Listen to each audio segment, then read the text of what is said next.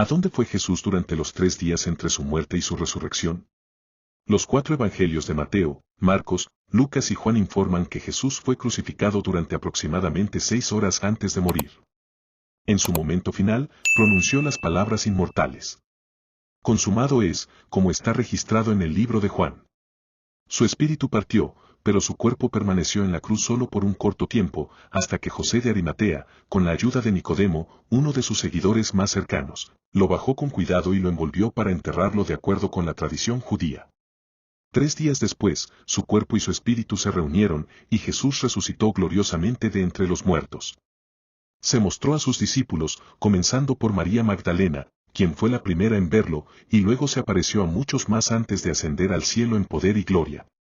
Sin embargo, muchos se han preguntado a lo largo de la historia: ¿qué pasó en esos 3 días entre su muerte y su resurrección? ¿A dónde fue Jesús realmente? ¿Qué hizo él durante ese tiempo? Este episodio intentará responder estas preguntas profundas y llenas de misterio. Antes de comenzar, quiero invitarte a suscribirte al canal de Versículos y Vida, darle like al video y compartirlo con todos tus amigos y familiares. Estoy completamente seguro de que Dios te bendecirá y multiplicará en gran manera. Empecemos. La Biblia, particularmente los Evangelios sinópticos, nos ofrece un relato completo de las actividades de Jesús durante esos 3 días misteriosos, también conocidos como los desgarradores del infierno o el descenso al infierno. Pero, ¿qué significa realmente esta expresión? ¿Dónde estuvo Jesús en ese tiempo? Vamos a descubrirlo juntos. Los Evangelios de Mateo, Marcos, Lucas y Juan se centran principalmente en los eventos cruciales que condujeron a la crucifixión de Jesús y a su gloriosa resurrección. Sin embargo, el periodo entre su muerte y su resurrección está más arraigado en interpretaciones y tradiciones teológicas que en narrativas bíblicas explícitas. Pero, a pesar de esto, podemos encontrarle sentido a este periodo tan importante en la historia de la fe cristiana. Una de las revelaciones más claras y significativas sobre el paradero de Jesús en los 3 días de su muerte se puede deducir de una conversación clave que tuvo en la cruz. Según la Biblia, Jesús fue crucificado junto a 2 ladrones, y uno de ellos, mostrando arrepentimiento, le pidió humildemente que se acordara de él cuando entrara en su reino. Lucas registra estas palabras de Jesús: «Hoy estarás conmigo en el paraíso». Esta afirmación nos deja una pista muy importante: implica que, después de su muerte, Jesús fue al paraíso o al cielo, confirmando su autoridad y el cumplimiento de su misión divina. Esto tiene sentido profundo, porque, en su salida de este mundo, Jesús lo hizo de una manera específica. Dice la Escritura: «Porque Cristo también padeció una sola vez por los pecados, el justo por los injustos, para traeros a Dios. Fue muerto en el cuerpo, pero vivificado en el espíritu. Después de ser vivificado, fue e hizo proclamación a los espíritus encarcelados, a los que estaban desobedientes». Hace mucho tiempo, cuando Dios esperó pacientemente en los días de Noé, mientras se construía el arca, en ella solo unas pocas personas, específicamente 8 en total, fueron salvas a través del agua. Este pasaje se puede interpretar de 2 maneras interesantes.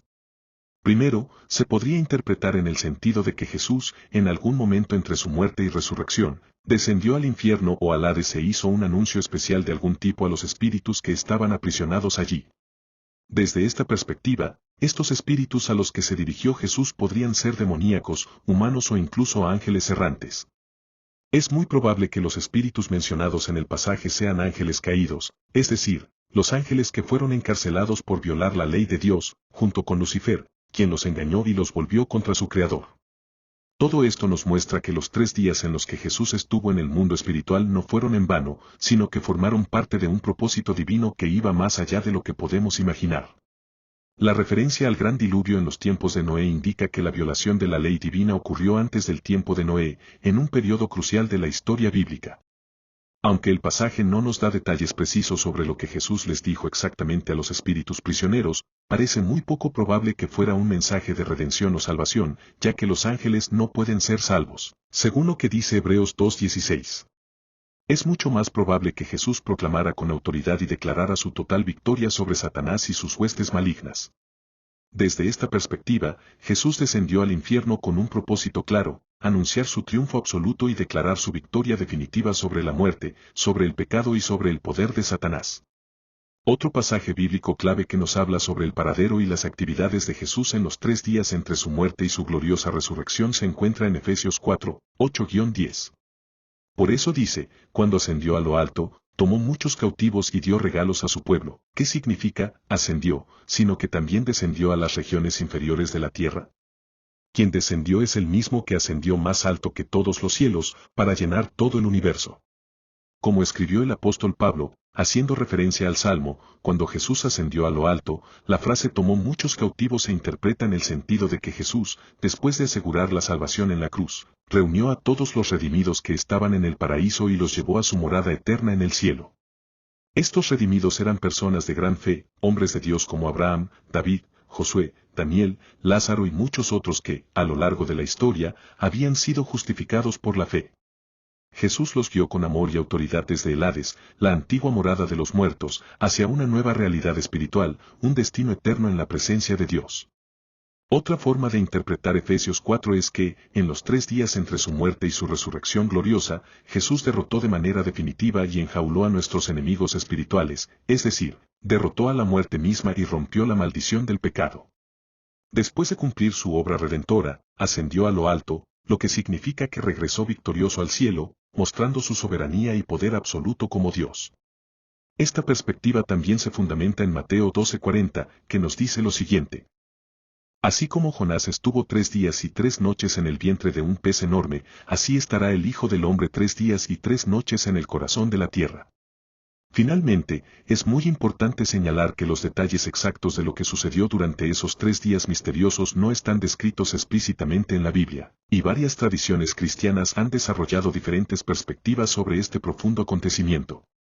Sin embargo, tenemos las propias palabras de Jesús, que nos ofrecen una clave fundamental. Él dijo con autoridad: Hoy estarás conmigo en el paraíso. Esta poderosa afirmación nos da plena confianza para afirmar que Jesús fue al paraíso después de proclamar su victoria sobre la muerte y completar su obra redentora. El misterio de los 3 días entre la muerte y la resurrección de Jesús nos invita a reflexionar profundamente sobre la magnitud de su sacrificio en la cruz y sobre el alcance infinito de su amor por toda la humanidad. Durante ese tiempo trascendental, Jesús no solo experimentó la agonía de la muerte, sino que también llevó a cabo una obra redentora que trasciende nuestra comprensión humana. Su descenso al infierno y su victoria sobre el pecado y la muerte nos ofrecen una poderosa afirmación de su divinidad y de su triunfo absoluto sobre todas las fuerzas del mal. En medio de las incertidumbres y desafíos de la vida, Jesús se presenta como la única fuente de esperanza. Su salvación, su sacrificio en la cruz y su victoria total sobre la muerte nos ofrecen la oportunidad única de reconciliarnos con Dios y de entrar en su amor incondicional. Aceptar a Jesús como nuestro único y verdadero Salvador implica confiar en su gracia infinita para perdonar nuestros pecados, transformar por completo nuestras vidas y darnos la promesa segura de la vida eterna. Que podamos abrir nuestros corazones a su llamado de amor y gracia, y que permitamos que su Espíritu Santo nos guíe cada día en el camino de la fe y la redención eterna. Espero que hayas disfrutado de esta reflexión basada en la palabra de Dios. Si has llegado hasta aquí, aparecerá en tu pantalla otro video especial. Haz clic para verlo y profundizar aún más en las historias bíblicas que edifican nuestra fe. Gracias por tu atención y que todos permanezcan siempre bajo la gracia infinita de Dios.